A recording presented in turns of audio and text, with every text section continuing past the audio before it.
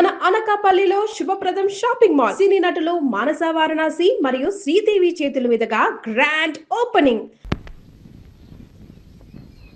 బాబు గారు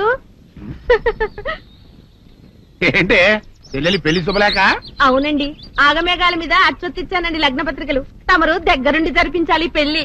శుభం, తప్పకుండా జరిపిస్తా. ఇది అన్నట్టు పెళ్లి పనులకి ఎవరైనా మనుషులు తక్కువైతే చెప్పు, నా కొడుకు బుల్లిరాజు గారిని పంపిస్తా. చింతకాయం కాదు, మా ఇంటి నిండా బోల్డ్ మంది పనోళ్ళు పాలేర్లు. అసలే మాది ఇప్పుడు తొరల వంశం. వస్తానండి, అవతల బోల్డ్ మందికి వంచాలి లగ్న పత్రికలు. సెంతకాయలు అమ్ముకునేదానికి సిరిమాలత్యం పడితే సెంతకాయని చూసి సి వంకర టెంకరగా ఉంది, ఇదేం కాయా అని అడిగిందంట. అట్టుంది దీని కథ. డాడీ ఏంట్రా ఇది విషయం, ఇది కిరసనాయలు, ఇది తాడు. అర్జెంట్ గా చచ్చిపోవాలంటే ఈ మూడిట్లో ఏది బెటర్ చెప్పు డాడీ. ఈ ఇసం తాగి ఈ కిరసనాయలు మీద వేసుకుని ఈ తాడు ఊరేసుకుని అగ్గిపూల లపక్కన వెలిగించుకున్నారనుకో, టపక్కన ఎగిరిపోతారా. అవును, ఎంతకీ ఈ ఏర్పాట్లన్నీ ఎవరి సాగు కోసమో? నేనే ఆత్మహత్య చేసుకుందాం అనుకుంటున్నాను. నా బావి ప్రెసిడెంట, నువ్వు బతికొండంగానే నీ ముఖం పగలు చూస్తే రేత్రి కల్లోకి వస్తుంది. అట్టానికి నువ్వు సచ్చి దెయ్యమయ్యావనుకో, దెయ్యాలు కూడా బెదిరి సస్తాయి. నువ్వు సచ్చకరా, చచ్చుతా సచ్చకరా. నేను చచ్చుతా. అయినా అంత అర్జెంట్ గా సచ్చాల్సిన కారణం నీకేంట్రా ఇప్పుడు?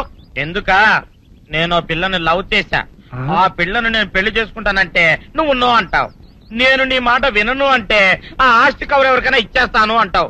నువ్వు ఇచ్చేసే ఆస్తి కవర్ కంటే నేను ఇచ్చేసిన మనసే నాకు ముఖ్యం. అందుకే నేను చచ్చుతా. అదే విషయం. ఓరు నా బొగ్గుకొండ, నువ్వు ప్రెసిడెంట్ అవడం నాకు కావాలి గాని పేడెత్తుకునే అమ్మాయిని తీసుకొచ్చి నానా నేను దీన్ని ప్రేమించాను అని చెప్పు, నేను చేయకపోతాను. అవును, ఎంతకే ఎవరమ్మాయి? ఒకటే అట్లా సిగ్గుపడబాకరా, చాలా సండాలంగా ఉంది. ఎవరో చెప్పు. అది అది జానకమ్మ. ఏంటి జానకమ్మ?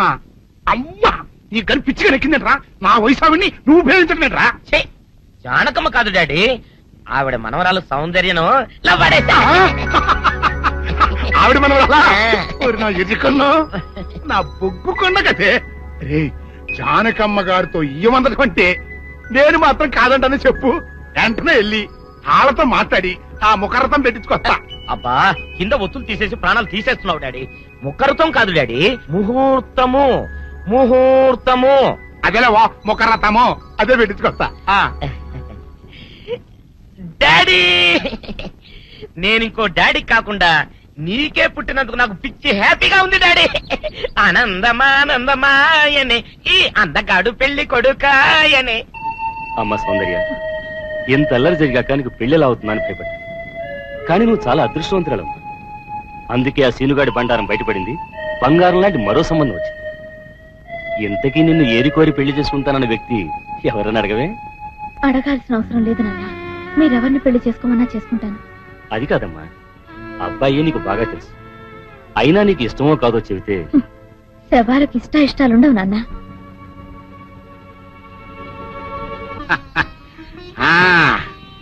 తాతబ్బాయి గారు, ఈ శుభ సమయంలో మీకు విషయం చెప్పాలండి. మా బుల్లిరాజు గారు పుట్టినప్పుడు నా గురించి డాడీ చెప్పు చెప్పు చెప్పు. మా బుల్లిరాజు గారు పుట్టినప్పుడు మా ఆవిడికి పురుడు పోసిన మంత్రసాని ఈయన్ని చూసి పుట్టింది పంది పిల్లేమో అనుకుని అని అడిచి ముడిచిపోయిందండి. డాడీ, ఇప్పుడు అవన్నీ ఎందుకు? ఊరుకోవా, మన జీవితాల్లో గొప్ప ఈ చిత్రాలు జరిగినప్పుడు 10 మందికి చెప్పుకోవాలా. ఇప్పుడు మంత్రసాని మూర్చిపోయింది కదండి. ఇకపోతే మా ఆవిడ ఎట్టని సేపుల్లే నా కొడుకుని కన్నానని బెంగపడి పురిటి స్థానం అవ్వకముందే చచ్చిపోయిందండి. డాడీ, నేను నీ కడుపున పుట్టపట్ట కదా నాకు ఈ ఫేస్ వచ్చింది. నేను ఇంకొక నాన్నకు పుట్టిన అందంగా నన్ను పుట్టుండేవాడిని. ఇక చూడు, కాకి పిల్ల కాకి ముద్ర, నీ మొహం ఎప్పుడు నాకు ముద్దొత్తనే ఉంటుందిరా కన్నా. ఇకపోతే మా ఆవిడ చచ్చిపోయింది కదండి. ఈయన్ని ఎత్తుకోవడానికి వచ్చిన పని పిల్లలండి ఈయన చూసి దడుచుకుని పరుగో పారిపోయేవారండి. అసలు ఈడికి ఈ జన్మలో పెళ్ళవుద్దా అని నేను ఈ ఆడవని రోజు లేదనుకోండి. అట్లాంటిది మా బుల్లిరాజు గారికి మీ అమ్మాయితో పెళ్లి కుదరటం నిజంగా మా అదృష్టం కదండి. ఎంత మాట, నీలాంటి వారితో వీవంతరం మా అదృష్టం. చాలా అంత మాట్లాడతారు. పొంతులు గారు, మొకరథం పెట్టేయండి. అయ్యా ఈనాటికి సరిగ్గా 4వ రోజుకు ఓ మంచి దివ్యమైన ముహూర్తం ఉంది. అయితే అదే కాయ చేసేయండి ఏం డాడీ. అట్లాగే ఏమనే మా ఓడికి పెళ్లి ఖాయమైతే మా నూరు దేవాలయంలో దేవుడికి అభిషేకం చేయిస్తానని మొక్కుకున్నానంటే ఆ అభిషేకం ఇలా జరిపిస్తున్నాను. మీరందరూ పెళ్లి కూతురు తీసుకుని తప్పకుండా రావాలి. అమ్మో జానకమ్మ నువ్వు కూడా తప్పకుండా రావాలి. ఎంత మాట తప్పకుండా వస్తాను. తగినమ్మా వస్తామండి. వస్తానండి. మంచిదండి. నిజమా తాంబూలాలు కూడా పుచ్చుకున్నారు. ఏమిటను అనేది నేను ఆ రోజే చెప్పాను ఇదంతా బుల్లిరాజు బని కుట్ర అని. అంటే అంటే బుల్లిరాజుని పెళ్లి చేసుకుని సౌందర్యం ఒప్పుకుందా? ఒప్పుకుందో ఒప్పించారు. 4 రోజులు పెళ్లి జరగబోతుంది.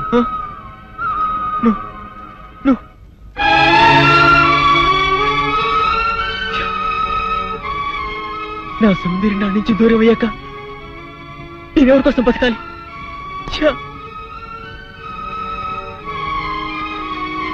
సౌందర్య నీకు దక్కాలంటే నువ్వు వెంటనే అమ్మాయి మళ్ళీ తాళి కట్టాలి.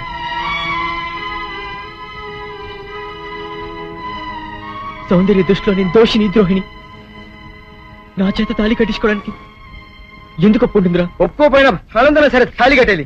లేకపోతే రేపు నిర్దోషం నిరూపించి పడినా అప్పటికి సౌందర్యకి బుల్లిరాజుతో పెళ్లి అయిపోతుంది గనక సౌందర్య అంత పశ్చాత్తాపడినా నువ్వు ఎంత ఏడ్చినా ఏమి ప్రయోజనం ఉండదు. అవును రామా, వీడు చెప్పింది కరెక్ట్. నువ్వు ఇంకేం ఆలోచించుకో పదా. మామా పెద్దరాజు ఇప్పుడు ఊళ్ళో అభిషేకం చేస్తున్నాడు. సౌందర్యం కూడా అక్కడే ఉంది. ఇదే మంచి అవకాశం. ఊళ్ళో అందరి ముందు తాళి కట్టే. నీ వెనక మేము అందరం ఉన్నాం. ఏం జరిగినా చూసుకుంటాను. నువ్వు పదరా.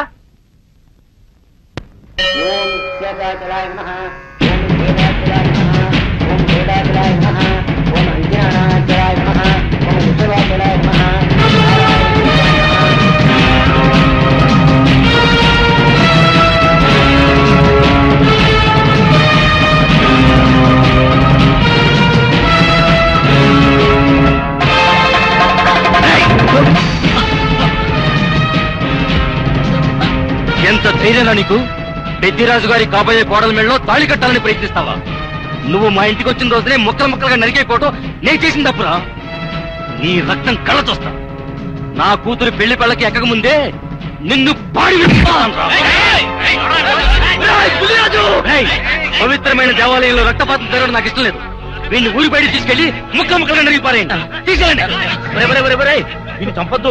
ఊళ్ళో పీనుగులేస్తే మధ్యలో నా పెళ్లి ఆగిపోద్ది. సౌందర్యత నా సాగునం అయ్యాక అప్పుడు చంపండి. సౌందర్యం నువ్వు పెళ్లి చేసుకోండి. కష్టపడి దూరం చేస్తావు. చూసుకుంటే మధ్యలో నేనేం చేస్తాను రా? ఈ చేతులు కావు రాళ్ళు వదులుతాడు. సౌందర్యం నాది, నా ప్రాణం. నువ్వు పండిన పన్నాగం వల్ల నా మీద అనుమానం ద్వేషంతో నిన్ను పెళ్లి చేసుకోవడానికి ఒప్పుకుంది కానీ నీ మీద ప్రేమతో కాదు. సౌందర్య నీ పెళ్లి చేసుకునే ఆలోచన మానుకో, లేకపోతే నా చేతులు చేస్తావు. పెద్దిరాజు గారు ఇక్కడంత ఘోరం జరుగుతుంటే చూస్తూ ఊరుకుంటారేంటండి? ఇవాళ ఇంత పని చేసిన వాడు రేపు పెళ్లిలో ఎంత అఘాయిత్యం చేయడానికైనా వెనకాడ్డు. వీడి ఊళ్ళో ఉంటే నా మనవరాలి పెళ్లి జరగనివ్వడు. అయితే ఓ పని చేస్తానమ్మా. ఈ పెళ్లి జరిగేంత వరకు ఈ కుర్రాన్ని ఈ ఊరి నుంచి పరిశీలిస్తున్నాను. పెళ్లి అయ్యే లోపు ఈ ఊళ్ళో అడుగు పెట్టావా నేనేం చేస్తానో నాకే తెలియదు. పిలుసుకుపడరా. రాజు మళ్ళీ చెప్తాను, నా సౌందర్యం మెళ్ళో తాళి కట్టడానికి ప్రయత్నించావు, ఈ చేతులు నరికేస్తాను. ఇది ముక్కలు ముక్కలు చేస్తాను. రాజు ఈ ప్రాణం తీస్తాను. తిరగానండి. జానకి జానకి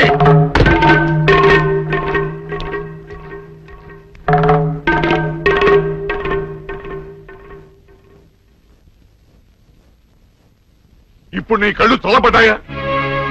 నీకు తృప్తిగా ఉందా? నా మనవడు ఊళ్ళో ఉంటే నీ మనవరాలకు పెళ్లి కాదని వాడిని ఊళ్ళోంచి బయటికి గెంటేయమని సలహా ఇస్తావా? ఆనాడు నా తల్లిదండ్రుల్ని చంపుకోలేక నా ప్రేమను చంపుకొని నిన్ను పెళ్లి చేసుకోలేదు. ఆ కక్ష మనసులో పెట్టుకుని నీ మనవరాల్ని నా మనవడి మీద గుసుకొల్పి వాడిని ప్రేమలో దించి వాడి మనసు ముక్కలు చేస్తావా? అందుకే చాలగా వాడిని ఊళ్ళోంచి గెంటిస్తావా? వీరుడు నోరు పోయి. నా పేరు వీరయ్య దొర. పెళ్లి పెటాకులు కాని నీకు, పిల్లా జల్లాలేని నీకు కడుపు తీపి గురించి ఏం తెలుసు? నా మనవడు ఇప్పుడు ఎక్కడున్నాడో ఏమయ్యాడో తెలియటం లేదు. 4 రోజుల లోపల వాడు ఊళ్ళో కనుక రాకపోతే నేను రాక్షసుడు అయిపోతాను. ఈ అవమానం భరించలేక వాడేదైనా అఘాయిత్యానికి పాల్పడితే అందుకు కారణమైన ఏ ఒక్కరూ ప్రాణాలతో ఉండరు. జాగ్రత్త.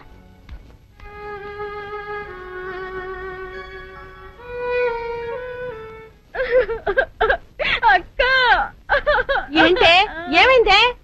సీను బాబుని ఊళ్ళో నుంచి ఎల్లగొట్టారక్క. ఆ విషయము నేను విన్నాను. అంత మాత్రం దానికి ఏడుస్తూ కూకోవాలంటే ఎరిమోహమా? సీనుబాబు 4 రోజులు ఊర్లో లేకపోవడం మనకే మంచిది. ఊర్లో ఉన్నాడనుకో లటుక్కున ఏదో ఒక రోజు జానకమ్మ మనవరాలి మెల్లో తాళి కట్టేస్తాడు.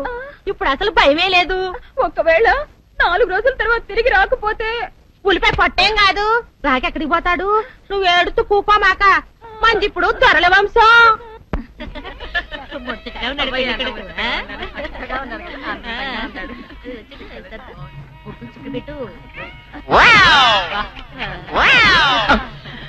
ఇదేమిటి ముక్క మీద నల్ల చుక్క కదా పెట్టాలి, తెల్ల చుక్క పెట్టారేమిటి? నల్ల బొట్టు పెడితే నీ రంగులో రంగు కలిసిపోద్ది. నువ్వు పొగ్గుకుంటావు కదా, అందుకే నేనే తెల్ల చుక్క పెట్టమన్నా. డాడీ అందరికి కాఫీ టిఫిన్ అవి అన్నీ లేదు చూడు. అదేమిట్రా కళ్యాణ మండపం ఇంకా రెడీ కాలేదు?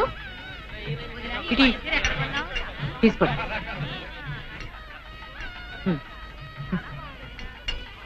ఎంతైనా జానకమ్మే దగ్గరుండి అన్ని పనులు స్వయంగా చూసుకుంటది. మరి నన్ను ఏం చేయమంటారు చెప్పండి? నాదేమో 6 దిక్కులని కొంపైపోయింది. మన ఇంట్లో పనులు మనం చేసుకుంటే తప్పే ఉందండి. ఏంటో ఆ సీనుబాబు గుళ్ళో గొడవ చేయకుండా ఉంటే ఈ ముహూర్తానికి మా పిల్ల పెళ్లి కూడా అయిండేది. ఈ ముహూర్తానికి ఎందుకులేండి, పాదసలే దొరల వంశం. పొట్లకేం కాదు. అమ్మా సుందరి, అమ్మా సుందరి. ఏంటమ్మా ఏమైంది? ఏమోనండి, ఉన్నట్టుండి కళ్ళు తిరిగి పడిపోయింది. సుందరి ఇదిగో డాక్టర్ రండి రండి. పాపం ఉన్నట్టుండి పిల్ల కింద పడిపోయిందండి. ఏం చూడండి.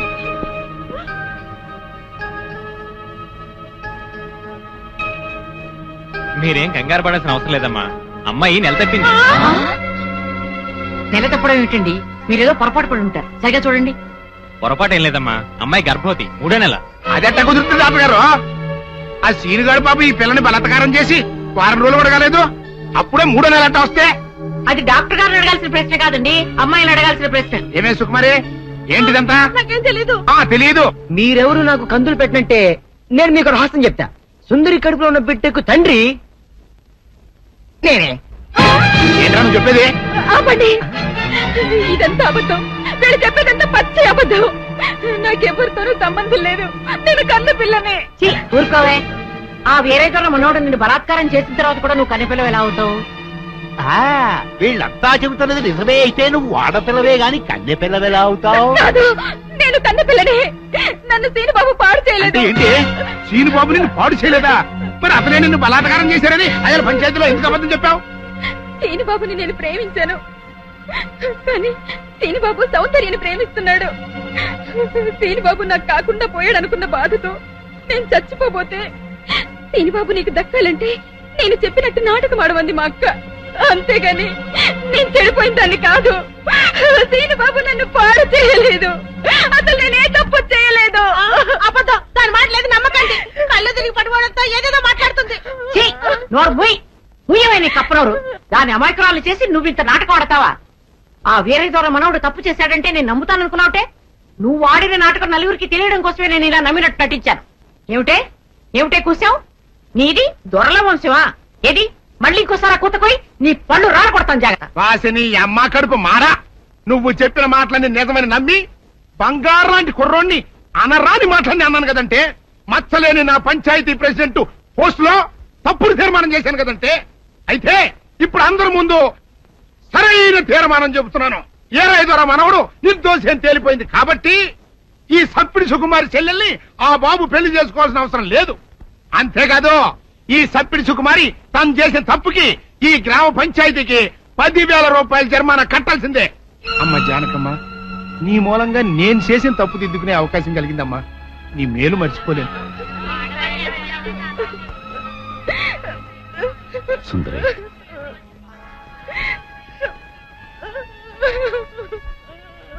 నిజమేంటో అందరికీ తెలిసిపోయింది.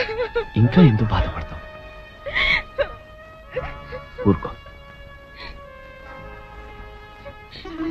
సౌందర్య, నేను విన్నదంతా నిజమేనా? అవునమ్మా, అది చెబుదామని వచ్చాను. పిచ్చి తల్లి, సీను నా కళ్ళ ముందు పుట్టి పెరిగిన బిడ్డమ్మా. అతను ఎలాంటి వాడో నాకు బాగా తెలుసు.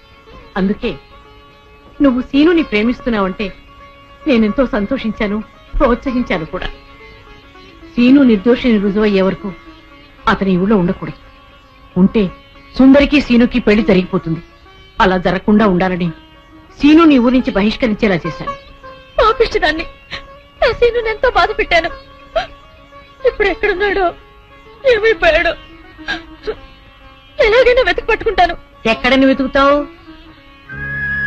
అవును, ఎక్కడని వెతుకుతాను? పిచ్చి పిల్ల, నువ్వెక్కడా వెతకనవసరం లేదు. నేనే సీనుని రప్పించాను. నిజంగానే నానత్త? మోహన్ చూడరా. Scene, scene